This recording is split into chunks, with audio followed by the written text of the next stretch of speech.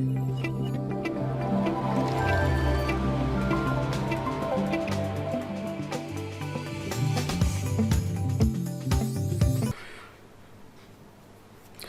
and welcome back to another tutorial of ZBrush Basics.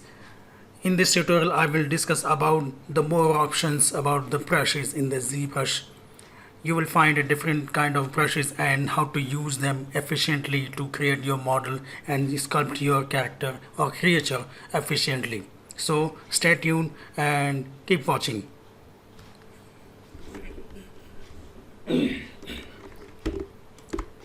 So here I will start with the Dynamesh sphere, and as you notice by default there is a standard brushes selected, so I can start sculpting on the right moment.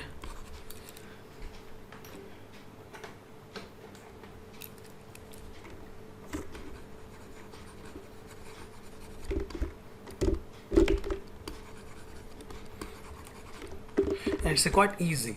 So ZBrush actually it's a kind of digital clay where you can sculpt your ideas and characters freely without getting worried about the polygon count and the complexities.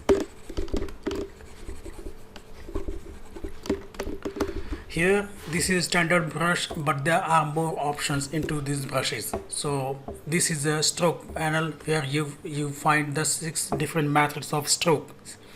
So each stroke has its different own properties that we will explore, and we will also see the different kind of brushes that you can use.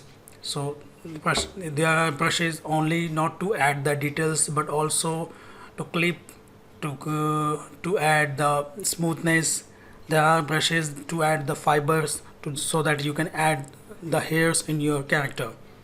So I will start from standard brush. I will cover the dot. So basically this is a stroke method that is a default one. If I change this to drag react, so now it will drag the details. To explain it more better, I will just go back and select here. I will add some more details. This is alpha channel, so here you can select different kind of alpha, and I will do it by clicking any alpha available. So I will select alpha 58, and when I will start adding the details, you can see the same brush has its totally different properties when we change the alpha and we change the parameters. This is quite nice way to adding the details, the wrinkles, the skin pose details. Here I can select it the alpha 7, and you can add the fine details of skin.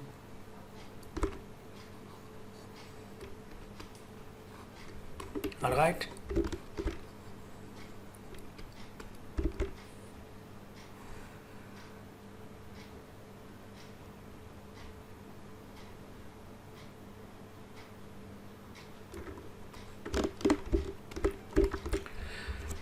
Now this is a standard stroke method. It's dots, so each stroke is made up of dots, so that's why this works. On the drag react, when you click on that, so your alpha details, just you can drag it. So instead of adding information like a brush stroke, it just project the alpha information to your model, just like that. So this is very handy when you want to add some scales and some more details on the skin manually.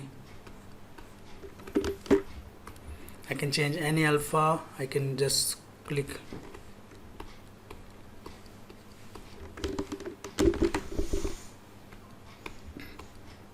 Yeah. Remember, if you want to invert the brush, you can just simply click on Alt and the brush will start adding the information on the opposite direction.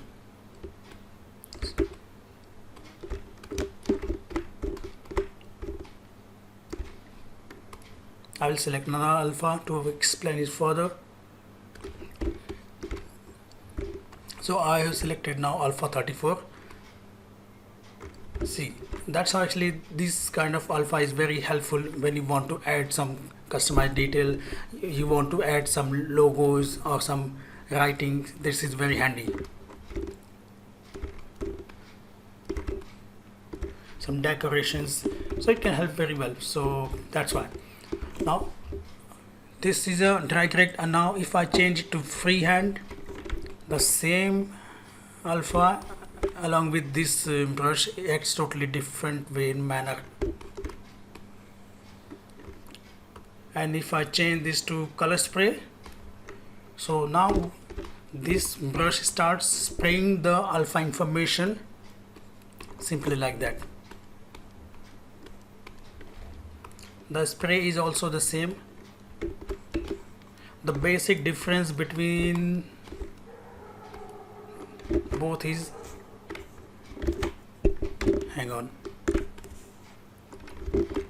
that on the spray you add the information very precisely, but when you select the color spray, it your projected information also has some transparency, and that actually gives the subtle smoothness and random smoothness of the details.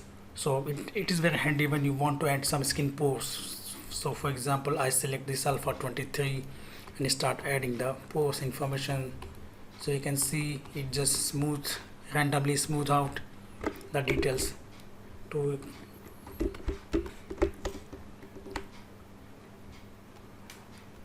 explain further, let me go back in the history.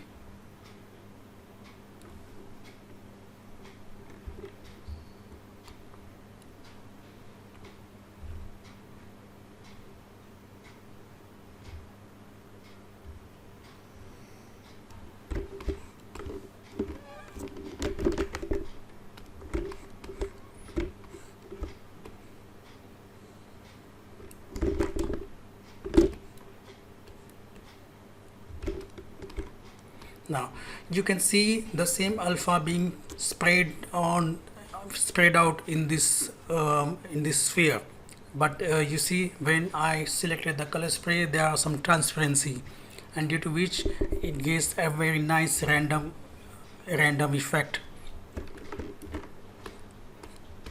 So that gives very nice texture, and it makes it unique also. So feel free to try out all the alpha. I will select spray, and it is also similar, but it acts a bit different. One more thing is that color spray is mostly used for when you want to polypaint it, the information. So it adds the variation into the color, so to give the nice skin texture or any kind of organic texture. That's why I will change the brush, and now I will select clay buildup, and you can change the same things, all the 6 type of strokes, and you can also play with the alpha, and each brush has its own distinct properties. If I select it to color spray and spray, it again works in different manner. Alright, now there are these brushes that adds the information, but there are some brushes that actually has totally a different purpose in this ZBrush. So for example, I will go and click on the clip brush. This is a brush, but when I select it, you get a notification that this brush will be selected as an active selection brush.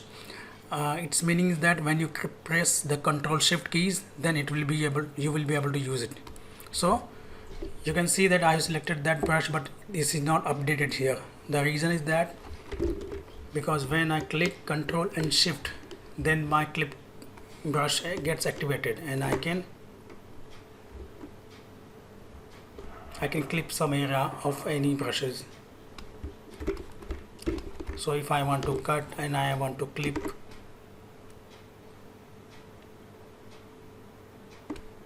So it gives me a nice smooth clipping, and I can add so lot of hard surface details I can add via this brush.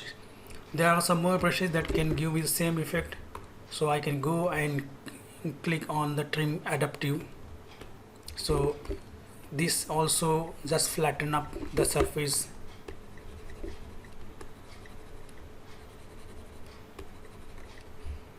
You can also go and select the trim dynamic, so this also the flatten up the sphere surface, and it is a dynamic one.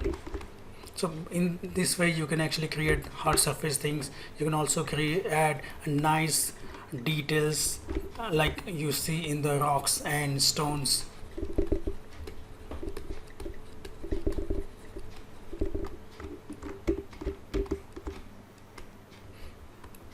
Here I will go and I will select some more brushes like crumple, so it just adds some deformations on your existing brush, and it gives me the feeling of like crumpled paper.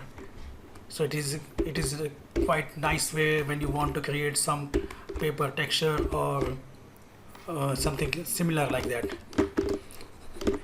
Whenever you think that there are too much information, you can either go back in history and delete it, or you can just simply smooth it out. For the shortcut for smooth is shift.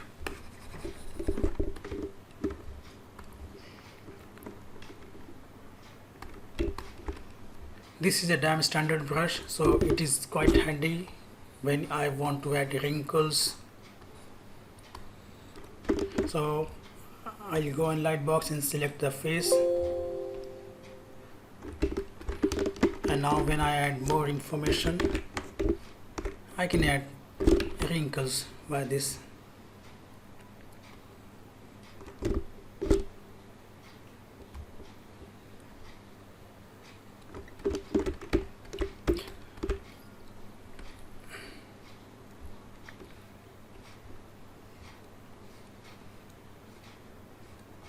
Alright, just like that. In the same way you can also add the more details here. Details also you can add.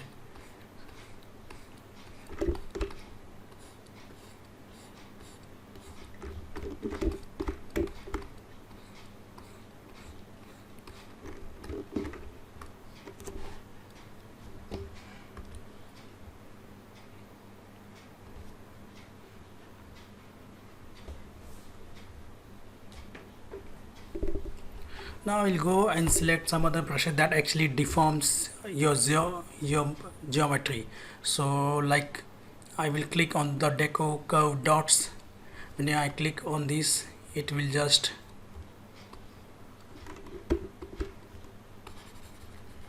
add dots. So it just first it defines the path and then it deforms the geometry along that. So you can actually easily deform your geometry along the path.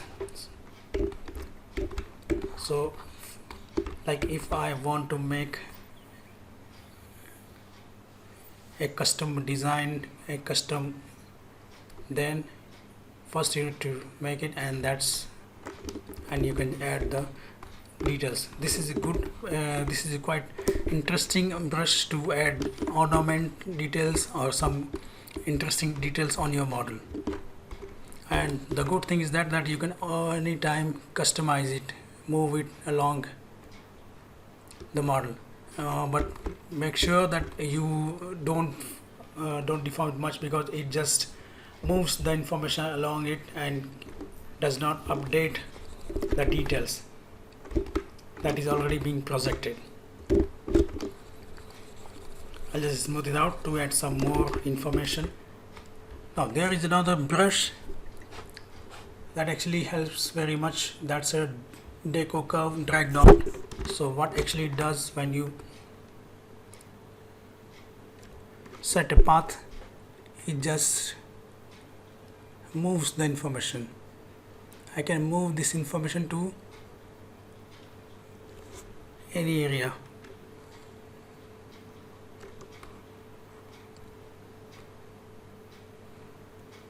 right?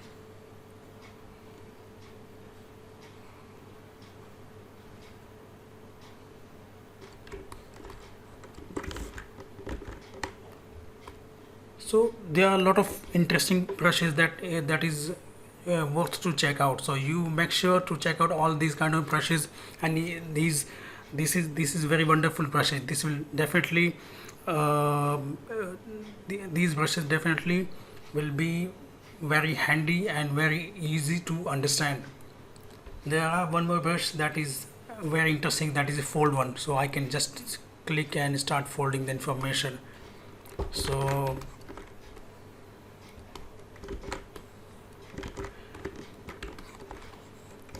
if you want to add some more deformations, you can select the blob brush, and it just adds random organic details on your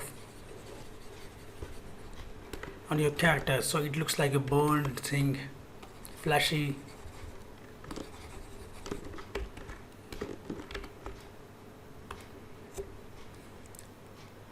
Next brush is forms. Okay, so now the next brush I will cover this IM primitive. So what is IM brush? So these are the brushes that have pre-made objects, and you can use them as you need. So I will click on this, and as you can see, there are some pre-made objects that I can insert into my model. Now this says that my mesh is composed of multiple subdivision levels. So I will do one thing, I will delete the subdivisions, and then I can add any information I want.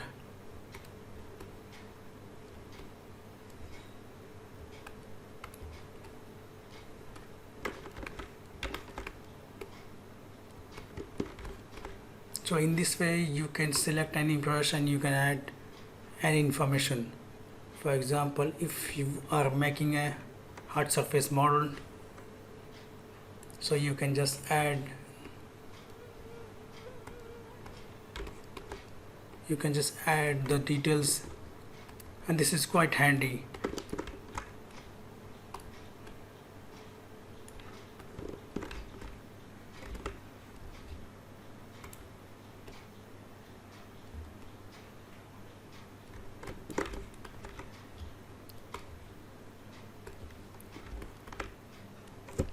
Alright, now so check out all these brushes. In the next section I will cover the